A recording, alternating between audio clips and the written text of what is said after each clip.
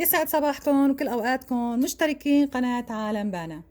بتمنى تكون المقاطع اللي عم بنشرها عم تستفيدوا منها وبتفيدكم.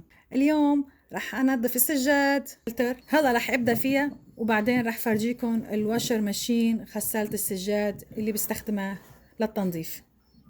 وبعد ما انتهيت من تكنيس السجاد هاي حبيت شارككم شو هي نوعية غسالة السجاد الواشر ماشين اللي هي بتنظف الكاربت السجاد تنظيف كتير ممتاز.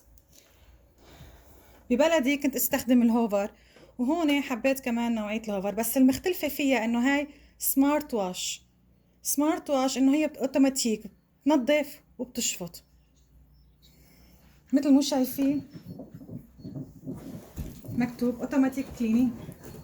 بتنظف بتعطي الهيت المي السخنة وبس رجعتيها لورا فبتشفطه ديركت. كتير ممتازة، هيك بتغسل وهيك بتشفط، كتير رائعة. اوتوماتيك، حتى اوتوماتيك دراي بتنشف، كتير ممتازة. كفالتها 5 سنين، الكفالة 5 سنين كفالتها، كتير رائعة مثل مو شايفين بالصورة. بنصح اللي بده يحب يشتري الهوفر لأن كتير ممتازة وسهلة وخفيفة كمان على الإيد وسهلة الفك والتركيب. رح فرجيكم كيف. شوفي إلها بتجي مع المسكة وعلبة المي وعلبة المي الوسخة اللي بتطلع وعلبة للشامبو كمان. كتير كتير ممتازة. أنا فتحتها وطلعتها من الصندوق، أنا بحب قيمة بالصندوق مشان تضل حافظ على حالها. هيدي هي الواشر ماشين، فيها فرشايتين من تحت. أنا صار عم بستخدمها 5 سنين وبنظفها وبرجع بقيمة. فيها فرشايتين من تحت، من هون فيك تفتحيها مشان تطلعي الفرشاي مثل مو شايفين.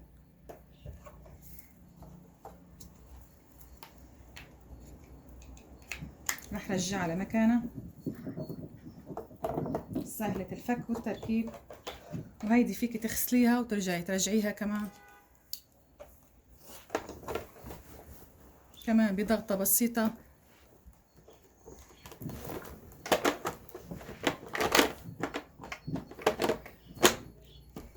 تركب وبيجي معها مسكة الايد. هيدي مسكة الايد إلها هون زر فمشان تنضغط تركب عليها. رح ركبها مثل ما سمعتوا، الزر انضغط. ومشان تنظيف الكنبة الصوفة الكرسي الدرج اي شي عندك. هلا انا عندي الدرج هون له سجاد كلياته فبنظفه. بستعمل الخرطوم اللي إله، هيدا بتركبيه من هون. رح فرجيكم كيف. ما بعرف الكاميرا رح نزلها شوي هيك. هيدا بتركبيه من هون بنضغط وبيجي مع الفرشاي اللي فيكي تسحبيها كمان بضغطة بسيطة. من هون السحب بتركبيها، هي إلها فرشاي وفيكي هيدا الزر مشان تضغطي وترش مي. من هون بترشلك المي مع السائل، ومن هون فيك تنشفيها.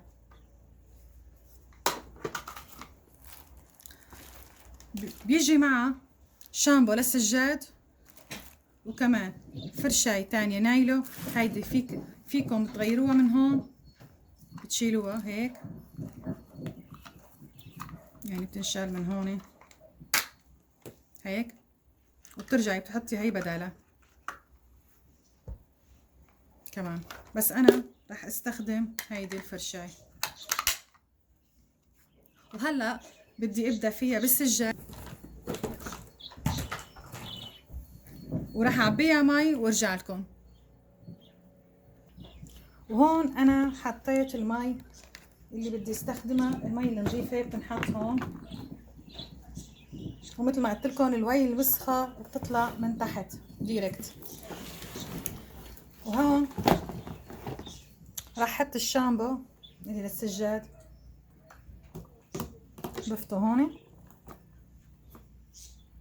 وإلها زر كمان، هيدا زر الدراي، زر التنشيف. يعني فيكي اذا بتحبوا غسلتوا السجاد بس بدكم تنشفوه اكتر، فبتكبسي زر الدراي اونلي، تنشيف فقط، بتضل بس بتنشف بدون ما تبخ اي مي.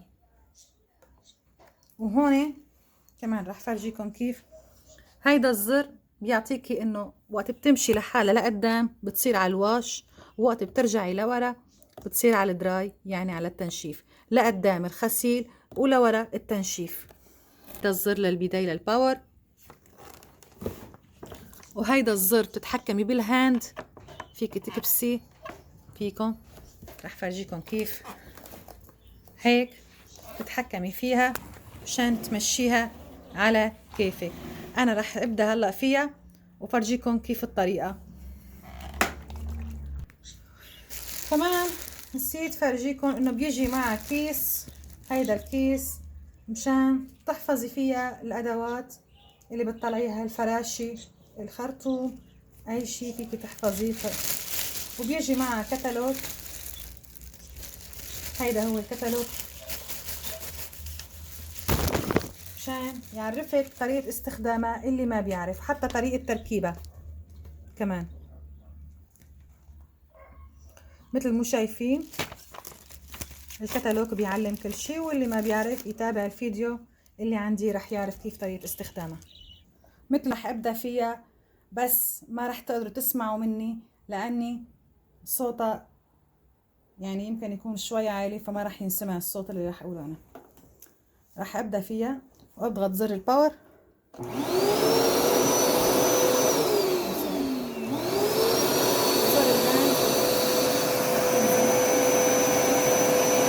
مثل ما شايفين كيف عم بدور الفراشي وعم تنزل المي، شايفين كيف؟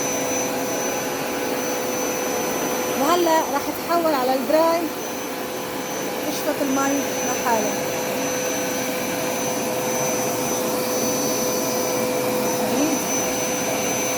الزر الازرق عم بتصير واش،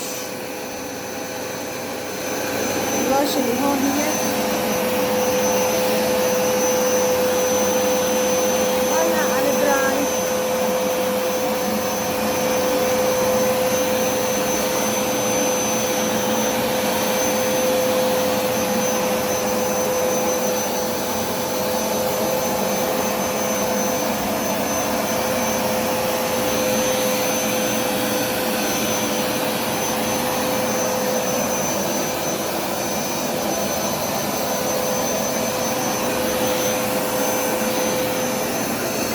راح اضغط زر الدراي بس للتنشيف عشان فرجيكم كيف.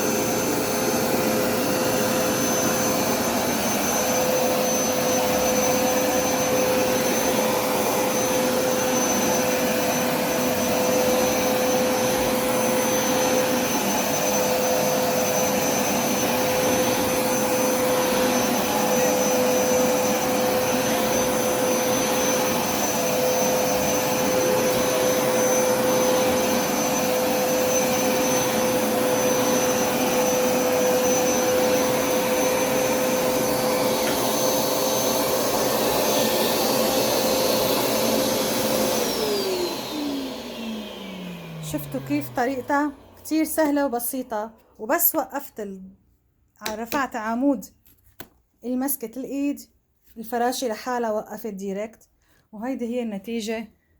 انا السجاد عندي مش كتير يعني متوسخ، فلذلك ما في فرق كتير مثل ما شايفين، بس عبارة انه بين انه له مي. هيدي هي النتيجة. بنصح كل ستات البيوت يجربوها، تنظيفها سهل واستعمالها سهل وبسيط، وبتاخد لحالها الشامبو وهي بتعطي لحالها المي وبتسحب المي ديركت. بتمنى يكون الفيديو نال اعجابكم، وما تنسوا الاشتراك واللايك والسبسكرايب وتفعلوا زر الجرس ليصلكم كل شي جديد مع عالم بانا. سلام. عالم بانا.